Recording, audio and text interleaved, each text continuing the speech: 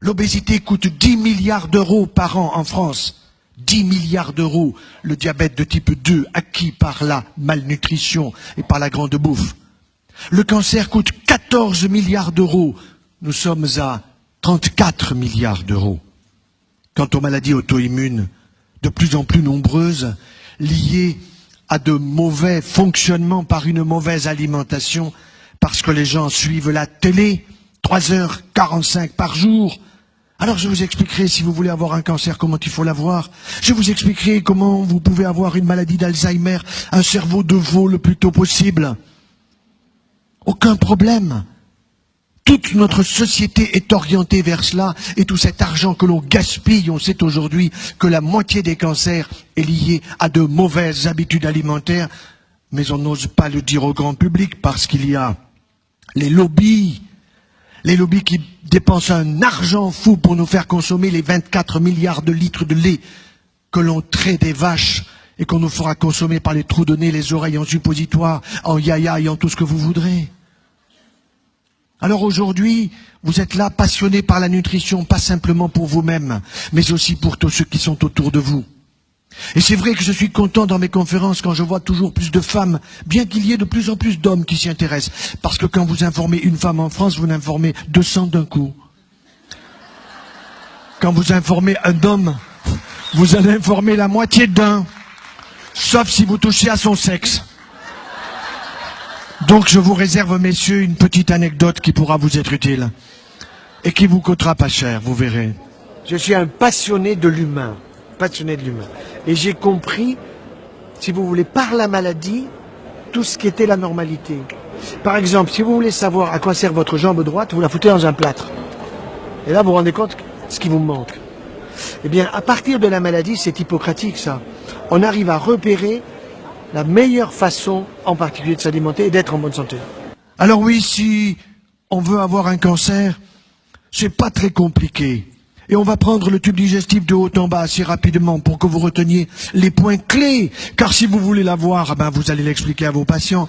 Et vous allez voir que on peut leur expliquer. Je me souviens de ce couple qui vient à ma consultation au centre anticancéreux de Montpellier où aujourd'hui on opère 12 malades atteints de cancer du sein. Où l'on opère des cancers du côlon, du rectum. Où l'on opère des cancers de la prostate qui n'ont pas besoin d'être opérés, j'en parlerai certainement. Alors ce couple, il vient et je demande qui est malade. J'avais la parité, l'homme et la femme. Et les deux répondent presque en même temps, mais docteur, nous sommes des originaux, nous on n'est pas malades, qu'est-ce que vous venez faire? Il y a un tas de monde qui attend, stressé, avec des maladies graves, et vous venez, vous n'avez rien. Allez donc voir les flamants roses au bord de la Méditerranée. Oui, mais docteur, on vient vous voir parce que on dit que vous êtes spécialisé dans la nutrition, alors vous pouvez pas nous donner des conseils pour qu'on ait un cancer? Tiens, je dis pourquoi vous voulez avoir un cancer? Ben parce que si vous nous l'expliquez bien, on saura bien comment pas l'avoir. Ben voilà une bonne démarche.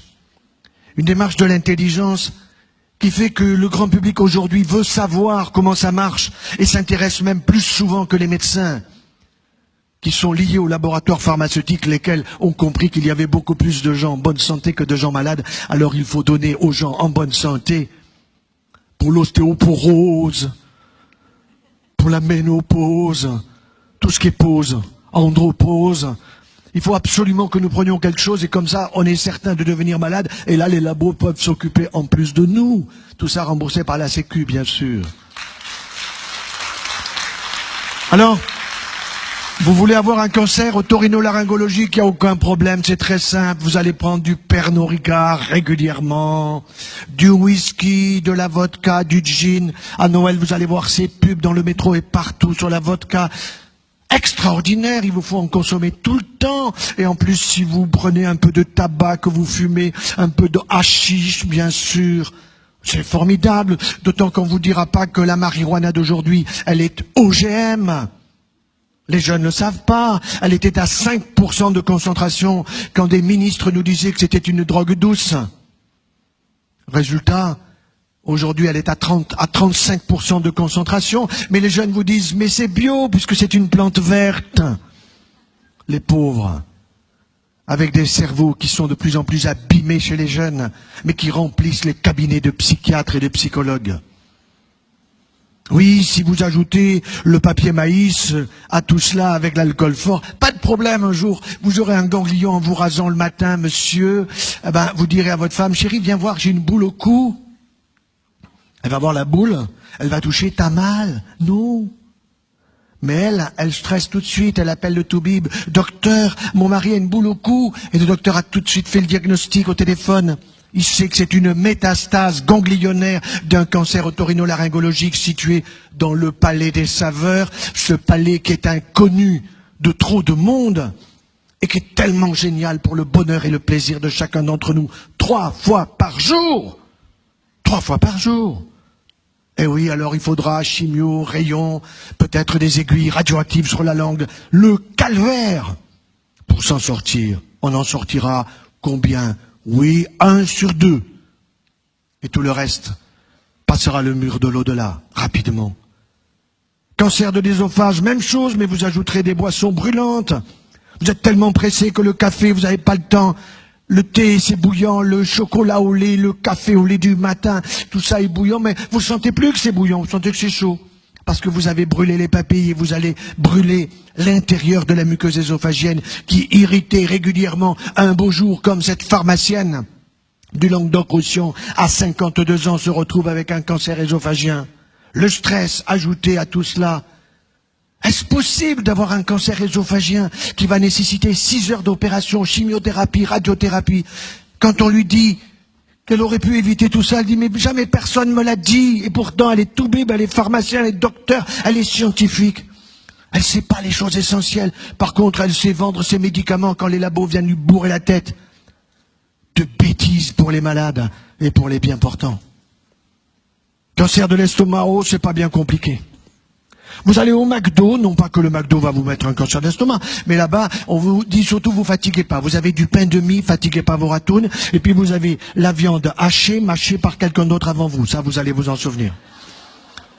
Surtout, vous fatiguez pas. Alors, vous vous retrouvez un jour avec une petite bactérie dans l'estomac, vous dites, j'ai un hélicoptère. Non, une hélicobactérie. Une hélicobactérie qui est un petit rongeur, qui va vous donner une inflammation gastriteuse, et cette gastriteuse, elle va continuer à vous enfermer, alors vous allez dire, ah comme ça me brûle, je vais prendre un peu plus de yaya, un peu plus de laitage, de lactimerde, vous voyez ce que je veux dire? Surtout que la télé vous a dit ce matin qu'avec ça vous allez être encore mieux, et évidemment vous avez déjà 10 kilos de plus, vous allez en prendre un de plus, ça on vous le dit pas. Parce que tous ces produits laitiers, nous allons en parler dans quelques instants. Évidemment, c'est du lactose. Mais le lactose, les gens n'ont pas compris. Le ose, c'est du sucre. Alors on est en plein lactolisme après l'alcoolisme.